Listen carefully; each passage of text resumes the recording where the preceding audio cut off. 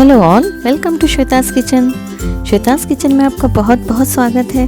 Friends, मैं आज आपके लिए ये उल्टा वड़ा पाव की रेसिपी लेकर आई हूँ। बारिश के मौसम में हमें बहुत अच्छा पकोड़े खाने का मन करता है, तो ये रेसिपी आप ज़रूर से ट्राई कीजिएगा। बहुत ही यूनिक रेसिपी है फ्रेंड्स, और ये महाराष्ट्र में नासिक में बहुत फेमस है ये डिश। इसे उल्टा वड़ा पाव कहा जाता है। बनाना भी बहुत आसान है और बहुत ही टेस्टी लगती है ये पकोड़े। तो आइए ये हम उल्टा वड़ा पाव की रेसिपी स्टार्ट करते हैं कुछ अलग स्टाइल से। आशा करती हूँ आपको ये रेसिपी बहुत पसंद आएगी। तो आइए रेसिपी स्टार्ट करते हैं। Hello friends, welcome to Shweta's kitchen. Please Shweta's kitchen को सब्सक्राइब करें, बेल आइकन पे क्लिक करें, लाइक करें और ज़्यादा से ज़्यादा शेयर करें। Thank you. वड़ा पाव बनाने के लिए सबसे पहले हम बेसन घोल लेंगे। तो ये एक बेसन ले लिया है। अब इसमें मैं ये 2 चम्मच चावल का आटा डाल दे रही हूँ। चावल का आटा डालने से फ्रेंड्स ये जो वड़ा है इससे बहुत ही क्रंची बनता है। अब इसमें नमक डाल देंगे हम, स्वाद अनुसार नमक डालना। लगभग 1 स्पून नमक डाल दिया है।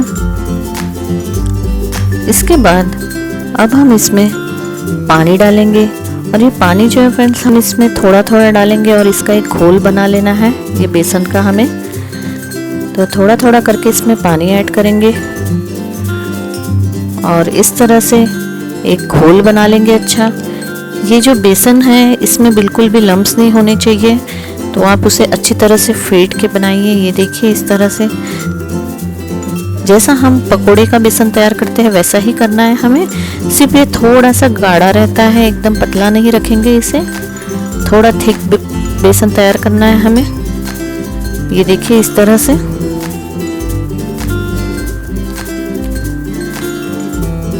अब हम चलिए वड़ा पाव की सब्जी तैयार कर लेते हैं। उसके लिए पैन में तेल डाल देंगे।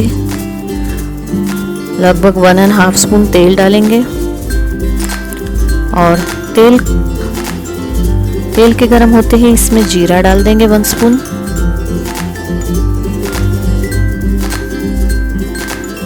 थोड़ी सी सरसों भी डाल देंगे, मस्टर्ड सीड्स। और जब हमारी ये सरसों अच्छी तरह से चटकने लग जाए तब हम ये करी लीव्स डाल देंगे। 3-4 करी लीव्स लेके डाल दिया है मैंने। और इसके बाद फ्रेंड्स हमें इसमें एक हरी चटनी ऐड करनी है। ये हरी चटनी है लहसुन, हरी मिर्ची, अदरक और धनिया से बनी हुई। आप चाहे तो ये चटनी बना के डाल सकते हैं इस तरह से, या फिर इसकी जगह आप सिंपल अदरक और लहसुन का पेस्ट भी डाल सकते हैं। ये चटनी डालने से इसका टेस्ट बहुत बढ़िया आ जाता है। इस तरह से चटनी को अच्छी तरह तेल में फ्राई कर लीजिए।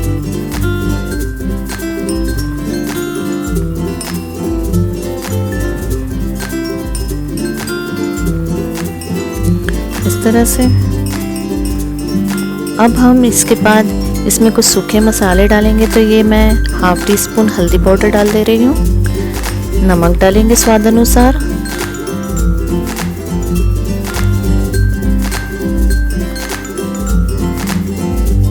मिला ले सभी चीज़ों को। थोड़ी सी रेड चिली पाउडर भी डाल सकते हैं। और ये देखिए मैं इस समय ये 4 आलू ले रही हूँ। ये बॉईल किए हुए आलू हैं। बॉईल करके मैंने इस तरह से इसे छिलके निकाल कर मैश कर लिया है। तो ये आलू ले लेंगे और ये सारा मसाला इसमें अच्छी तरह से इक्वली स्प्रेड कर देंगे।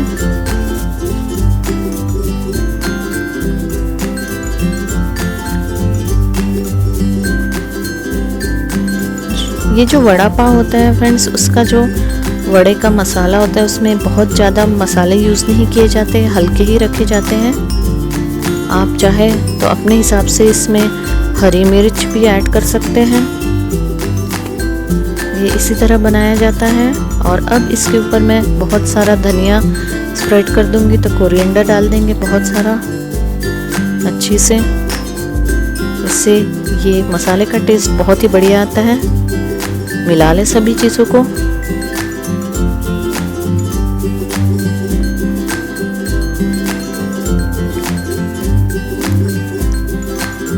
और अब इसे ठंडा होने के लिए रख देते हैं हम।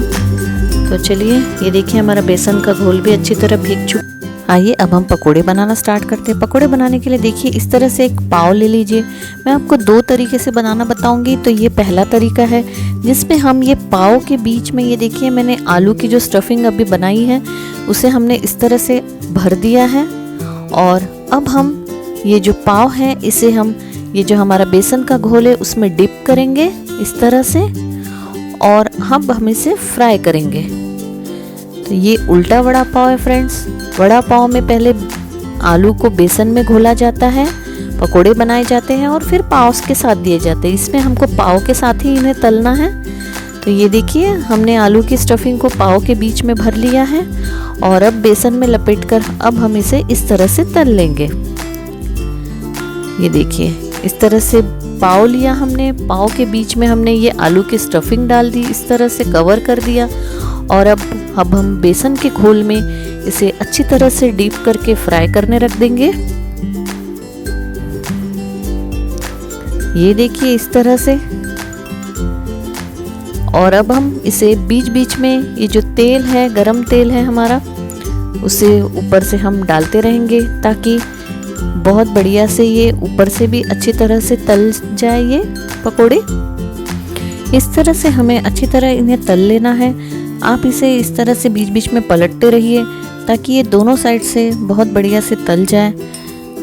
और कुछ ही देर में आप देखेंगे कि ये पकोड़े हमारे बढ़िया से रेडी हो जाएंगे। ये देखिए अब हम इसे निकाल लेते हैं।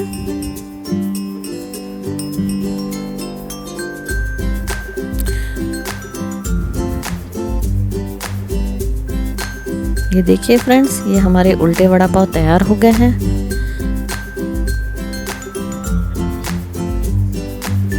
ये देखिए इस तरह से तैयार हो जाने। अब मैं आपको एक दूसरा तरीका भी बताती हूँ ये उल्टा वड़ा पाव बनाने के लिए। अगर आपको ये ब्रेड के स्लाइस बड़े लगते हैं पाव, तो आप उसे हाफ भी करके इस तरह से तल सकते हैं। ये देखिए मैंने हाफ कर दिया है ये पाव। और अब हम ये जो हाफ पाव है इसके ऊपर, ये देखिए ये हाफ वाला हम अलग से रख देते हैं। तो इससे हमारे ये दो पकोड़े भी बन जाएंगे, दो वड़ा पाव बन जाएगा हमारा। तो ये देखिए आलू की स्टफिंग मैंने ले ली है और उसे अभी इसके ऊपर जो हमने हाफ पोर्शन रखा है उसमें इस तरह से स्प्रेड कर देंगे। और अब हम इसे बेसन में डीप कर फ्राई करेंगे। ये देखिए तो इस तरह से इसे बेसन के घोल में डालकर हमें इस तरह से डीप कर देना है, चारों तरफ कोट कर देना है उसे। और फिर अभी हमें इसे गरम तेल में तल लेना है। बाहर अगर आप स्ट्रीट में खाएंगे तो इसी तरह से ये बनाया जाता है। ये लोग इसी तरह से हाफ पोर्शन में आलू की स्टफिंग लगाकर बेसन के घोल में इसी तरह इसे तल लेते हैं। ये भी एक तरीका है। और जो मैंने पहले बताया था कि पूरे पाव को भी दोनों तरफ से आप बीच में भी रखकर उसे इस तरह से तल सकते हैं।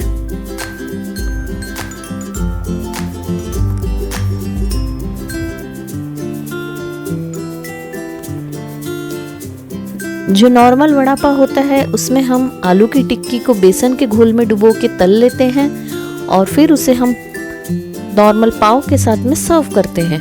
और ये जो उल्टा वड़ा पाव है इसे हम आलू की स्टफिंग और पाव को भी हम अंदर इस तरह से बेसन के घोल में डीप करके तल लेते हैं, इसीलिए इसे उल्टा वड़ा पाव कहते हैं। बहुत ही बढ़िया लगता है फ्रेंड्स, ये रेसिपी आप ज़रूर से ट्राई करके देखिएगा। और इस तरह से ये पाव को भी आप पकोड़ों को इस तरह से तल लीजिए अच्छे से, ताकि ये चारों तरफ से बढ़िया से सीख जाए और कहीं भी कच्चापन न रह जाए। इसलिए इसे इस तरह अलटते पलटते हुए आपको तल लेना है। और ये देखिए 7-8 मिनट में ही ये बढ़िया से तल के तैयार हो जाते हैं। हमारी गैस की फ्लेम को हमें मीडियम पे रखना है। पहले तेल गरम कर लेना है, फिर मीडियम फ्लेम पे इसे तल तल के निकाल लेंगे। तो ये देखिए आपके वड़ा पाव रेडी हो चुके हैं। आइए इसे निकाल लेते हैं अब हम।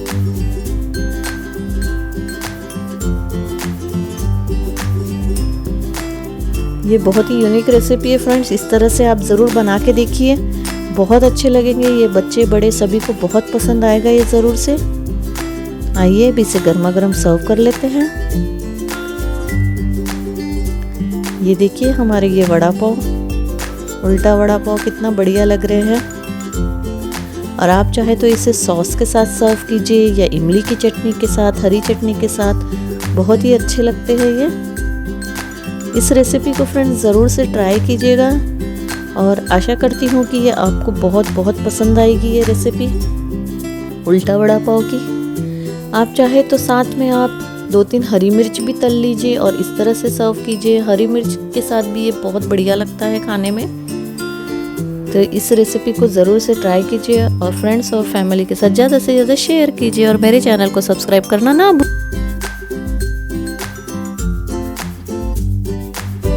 Please like and subscribe Shweta's kitchen.